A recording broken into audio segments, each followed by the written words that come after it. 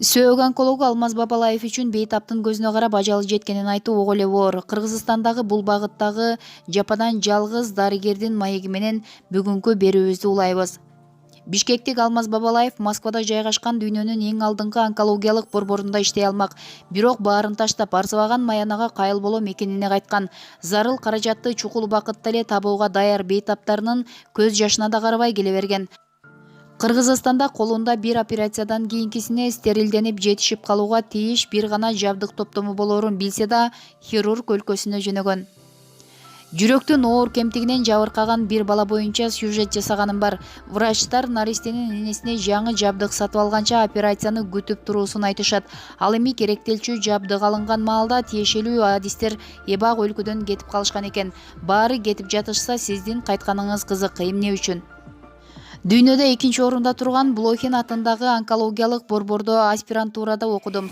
Ал жерде иштеп калууну сунуштап, мага орунда бөлүшкөн эле. Ошол маалда Улуттук онкология институтунун ал кездеги директору Накен Касиев телефон чалып: "Алмаз, кайтып кел, Москвада эмне кыласың?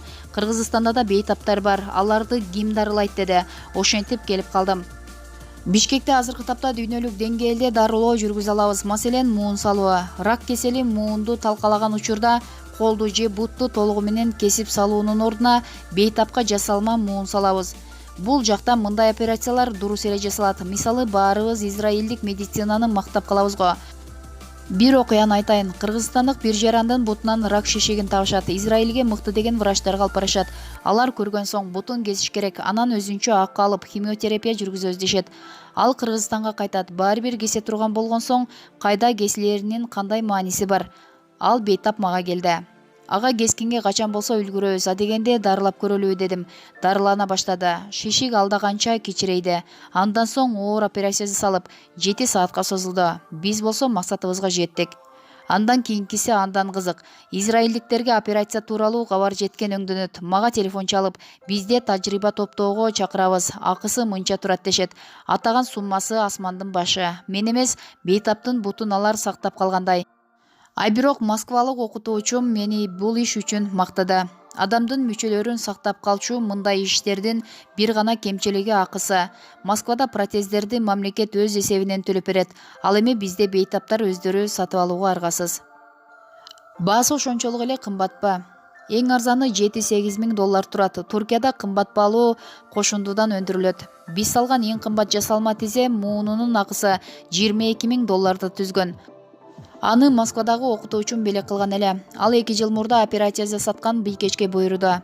Кынтыксыз дал келбесе да, биз айласыз таап тууралап салып, бутун сактап калдык. Ал кыздан эч кандай акча албай, баарын бекер жасап бердик. Баса, андай операция Борбор Азияда ошондо алгач ирет жасалган.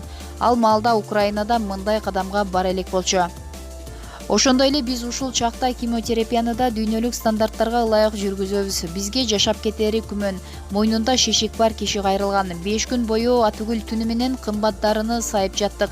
Бейтап ар бири 60 миң сомдук 4 курстан өттү. Натыйжасын көрүп, биз өз көзүбүзгө ишенбедик. Шишик 10 эсеге кичирейген. Ал киши өмүр бою мойнун түздөп кармаган кеп кийип жүрөт. Бирок эң чоң жеңишибиз тирүү алып калдык. Бейтаптарыңыздын орточо курагы кандай? Көбүнчө залалдуу шишик рак балдардын 30 жашка чейинки жаштардын сөөгүн жабыркатат. Шишиктин айрым түрлөрү абдан оор. Кээ бир диагноз табылган бейтаптардын жарымы гана жашап кете алат. Ажал тооруганы туурасында аларга кабарлоо кыйын болсо керек. 12 жаштагы бир баланы дарылагам. Көздөрү да, көз карашы да чоң кишилердикиндей эле. Ата-энеси сыртка чыккан кезде байкай: "Байке, мен өлүп каламбы?" деп тикке сурады. 1 айлык өмүрү калган эле. Биз эски адатты карманган дарыгерлерденбиз. Бейтаптын сезимдерин абайлап аярлайбыз. Батышта андай эмес. Врач түз эле колубуздан эч нерсе келбейт. Жарым жылдык жашооң калды деп коюшат. Биз көбүнесе туугандарына билдиребиз. Интернеттин өнүгүшү менен бейтаптар өз диагнозу жөнүндө Google аркылуу эле баарын тактап, абал кандай өөрчүп кетиши мүмкүн экендигин түшүнүп алышат. Анан көзүңө тигиле: "Доктор, мен өлүп каламбы?" деп сурашат. Медицина тармагында 16 жылдан бери иштейм. Бирок бул суроого жооп берүүнү эч эле үйрөнө албадым. Жаман диагнозду бейтаптар кандай кабылдашат? Жай кабыл алганы бар, ачууга алдырганы бар. Адамдын канчалык жашагысы келгенине жараша. Мындайда кайсы бир суммадагы акчага баарын айыктырып жиберүүгө даяр алдамчы, эмчи, домчулар аңдып турушат. Балким дал ошолор адамдардын үмүтүн өчүрбөөгө көмөкчү болор. Менимче бизде жаман кеселге кабылгандардын үмүтүн жандырган атайын жайлар уюштурулуусу зарыл. Албетте бул көйгөйдү чечүүнү биздикилер да колго алган, бирок ойдогудай эмес. Ал тургай, эгер адам ажалга сүйрөгөн дартка кабылса да, ага кол сунбай кое албайбыз деген ураан бар. Тажрыйбаңызда кереметтеп атай турган учур орун алды беле? Ысык көл облусунан келген бир бейтап бар эле. Диагнозу жайылып бараткан сөөктүн өтүшүп кеткен залалдуу шишиге. Туугандарына кыздын 3-4 ай гана жашаарын эскерттик. Ошентип ал ысык көлгө кайткан. Жарым жылдан кийин телефондон: "Алмаз, бизге келип кет. Күн сонун жылып калды дебеспи?" Чынын айтайын, жашап жатканына таң калдым. Шишик да чоңоюп, метастаз да көбөйүп бараткан. Бирок ал кыз өмүрдөн үмүтүн үзгөн жок. Биз болжогон 3 айдын ордуна ал 3 жыл жашады. Аягы жакшы бүтпөптүр. Дагы бир көңүлүмдө уялаган бир окуяны айтып берейин. Москвада иштеп жүргөнүмдө дагестандык бир айылдан 18 жашар жигитти операцияга алып киришти.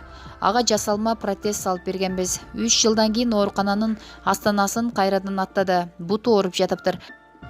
Апасы баламды баардык кишилерге чакырышат. Лезгинка боюнча алдыңкы бийчи деп мактанды. Протезин жаңыладык. Жигитке буту жабыркаганын, бийди таштаганы оң экенин түшүндүрдүм. Эмне болду дебейсиңерби? Андан бери 10 жыл өттү. Азыркыга дейре байланышып турабыз. Мага бийлери тартылган видеолорду жөнөтөт. Ооруган буттар менен ал 10 жылдан бери лезгинка бийлеп жүрөт. Бишкекке кайтканыңызга өкүнбөйсүзбү? Жок, келбесем бул кишилерди ким дарыламак? Ооба, шарттар оор. Мисалы, менде хирургиялык жабдыктардын бир гана топтому бар. Көздүн карегиндей сактайм. Абдан кымбатта турат. Мыктылары 80 000 евронун тегерегинде. Ар кечте аларды стерилдөөгө тапшырам. Эртеси күнкү операцияга даяр болушу шарт. Экинчи жагынан адамдарга пайдам тийип жатканы мен үчүн абдан маанилүү. Кээде бейтаптар мага жазып калышат, ыраазычылык билдиришет. Себеби биз алар менен биргеликте кесел менен күрөшүп, көпчүлүк учурда жеңип да келебиз. Жогорудагы берүүбүз Спутник HT сайтынан алынган маалыматтардын негизинде даярдалды. Эгерде сиз биздин каналда биринчи жолу болгон болсоңуз, подписаться баскычын басып, коңгуроону да басып коюуну унутпаңыз. Ошондо сиз биздин берүүлөрдү биринчилерден болуп көрө аласыздар. Көңүл буруп көргөнүңүздөр үчүн чоң рахмат.